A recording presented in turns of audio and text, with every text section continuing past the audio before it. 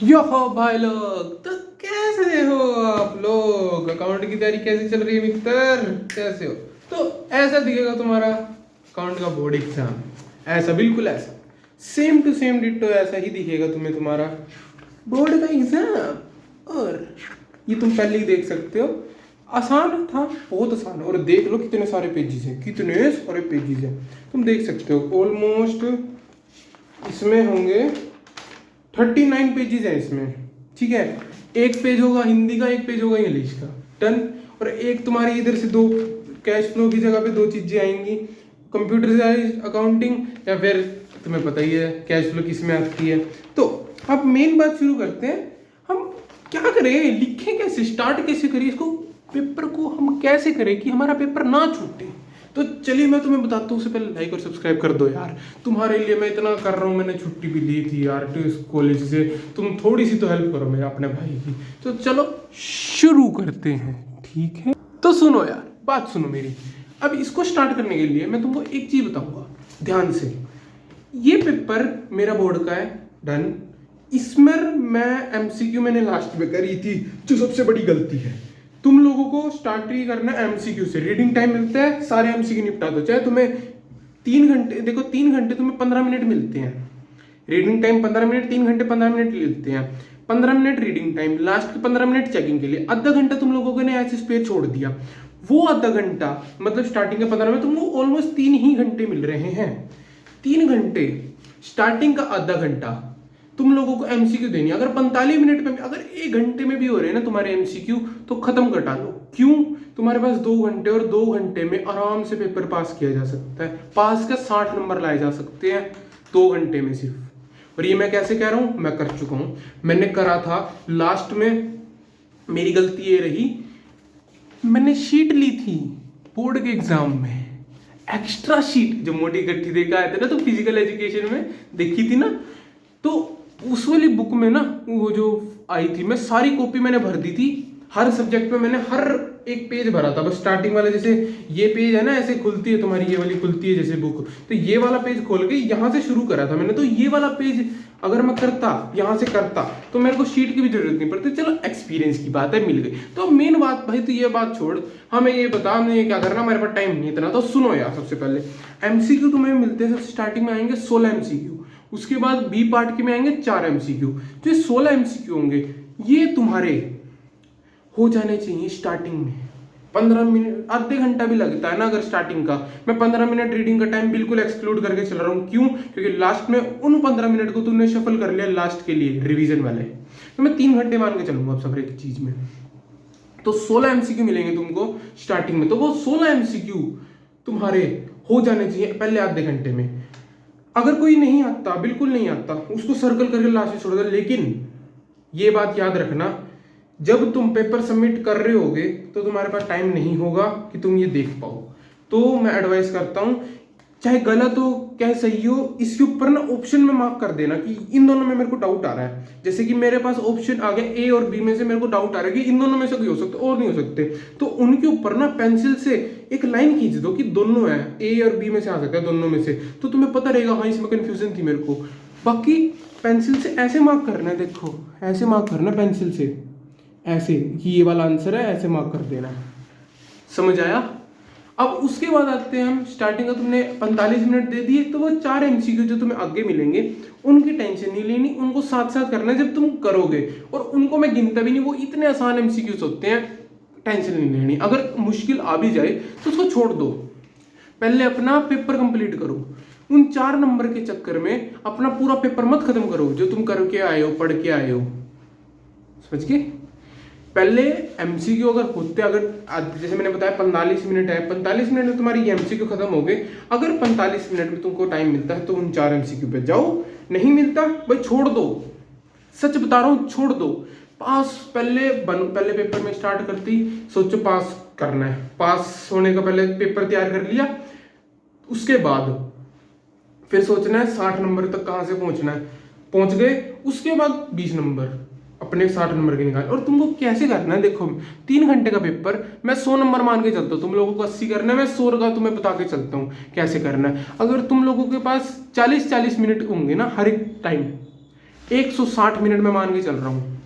180 मिलेंगे तुमको, लेकिन 20 मिनट में पहले निकाल के रख रहा हूँ, 160 मिलेंगे तुम लोगों को। तो तुमको हर 40 मिनट में अपनी घड़ी को देखना है और कहना है 20 मिनट 20 नंबर का हो गया मेरा, 40 मिनट में 20 नंबर का हो गया, 40 मिनट में 20 नंबर का हो गया। और अगर नहीं हुआ है ना तो तुम अपनी स्पीड बढ़ा दो। वो लास्ट में जो स्पीड बढ़ती है ना फिर वो बहुत दिक्कत करती है। समझ आ रहा है? समझ आ रहा है?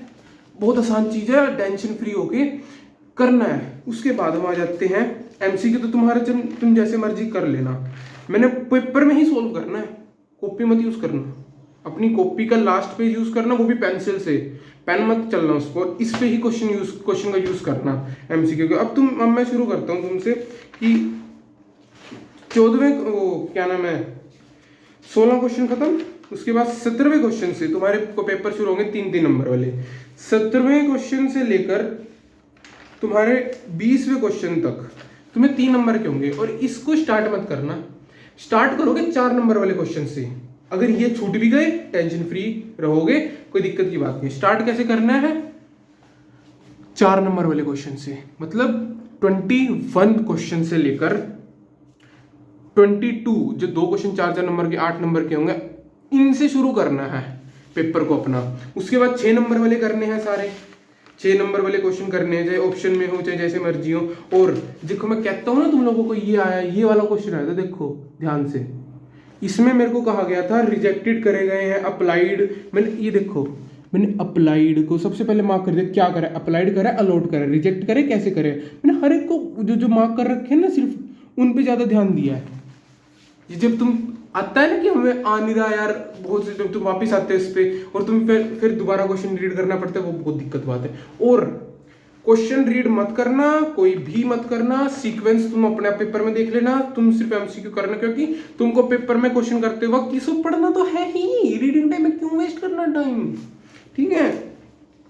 उसके बाद और मैं तुमको प्रेफरेंस दूंगा, जर्नल एंट्री वाला क्वेश्चन आते हैं ना चैप्टर 3 एडमिशन में से और रिटायरमेंट में से, तो इनमें अगर कोई भी जनरल एंट्री वाला क्वेश्चन आया उसको मत करना, बहुत टाइम खा जाएगा और तुम्हारे नंबर कट सकते हैं, क्योंकि 100% एंट्रीज तुमको नहीं पता है। कोई भी एंट्री निकाल के तुमको मना कर सकते हैं कि भाई यहाँ नंबर कट गए हैं, क्योंकि और अगर तुम रिवैल्यूएशन, कैपिटल अकाउंट और बैलेंस शीट बनाओगे तो तुम्हारे नंबर कटने के बहुत कम चांस रह जाएंगे। और कोई भी क्वेश्चन ईगो पे मत लेना कि मैंने तो यार इसकी बहुत प्रैक्टिस करी थी, लेकिन अब मैं करूँ ना करूँ, ठीक है। मैं तुमको दिखाता हूँ कि मेरे साथ क्या बात हुई थी, कि मैं वो कैसे कर रहा, मेरा गलत हो गए थे, टाइम कम पड़ा था, ये वाला क्वेश्चन था, वो ये वाले क्वेश्चन था, ये दोनों में से मैं फर्स्ट वाला क्वेश्चन भी आता था मेरे को बहुत अच्छी तरह, सेकंड वाला क्वेश्चन तो मैं रट के गया था, बिल्कुल बहुत अच्छी तरह आता था। मैंने यहाँ पे एंट्रीज बनाई है पेपर में बैठ के। तो ये वाला क्वेश्चन बहुत आसान था, कम टाइम ले रहा था, ये टाइम ज़्यादा लेता है देखो। और इसमें मेरे को कम मिले क्यों? इसमें डिस्काउंट की एंट्री भी करनी थी लास्ट में। बताओ क्या होती है एंट्री डिस्काउंट की? जब उसको सारे को करते PNL अकाउंट टू डिस्काउंट होती है ना कुछ, हाँ, तो वो कमेंट में बताना मेरे को अगर यहाँ तक देख लिया वीडियो। तो ईगो पे मत लेना, क्योंकि लास्ट में तुमको पता है कि कम टाइम बचा है, इसको करना कि इसमें कम एंट्री होनी थी कि asset account debit to liabilities to goodwill. सही बोला? नहीं बोला तो बताओ क्या होगा सही? अगर सही बोला तो बताना हाँ जी बोला है। तुम्हारा ऐसी टेस्ट लगेगा भाई, समझ रहे हो ना।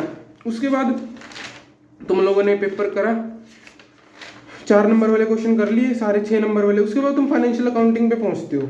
उसके बाद तुम लोगों को 4 MCQ दिखते हैं आसान से। एक तुम्हारा होगा रेशियोज का, कंपैरेटिव साइज का, और एक तुम्हारा होगा कैश फ्लो का, और एक तुम्हारा होगा वो 2 होंगे तुम्हारी कैश फ्लो के, एक होगा कंपैरेटिव और कॉमन साइज का, और एक होगा तुम्हारा रेशियोज का question.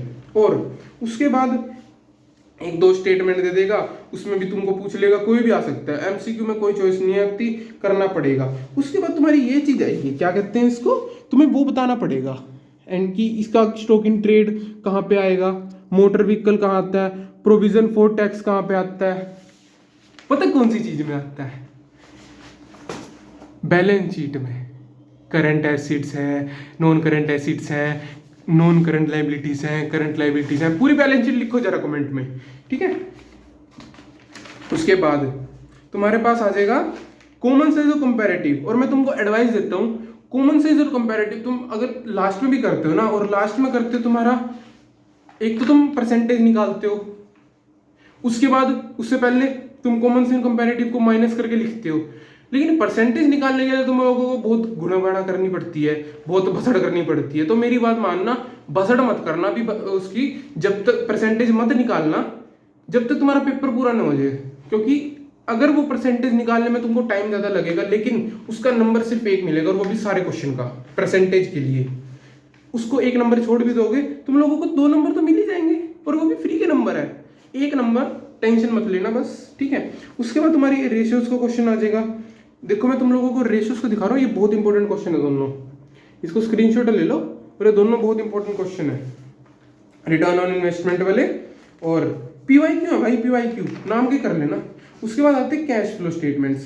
Cash flow from operating activity, तुम्हारी 2 एक्टिविटी तुमसे पूछेगा पेपर में, या तो cash flow from operating activity पूछ लेगा सिंपल एक, या तुमसे 2 पूछ लेगा, cash flow from financial activities, cash flow from दूसरी बताओ कौन सी है कमेंट बॉक्स में। ऐसी तैयारी होती है मेरे भाई, ऐसी तैयारी होती है।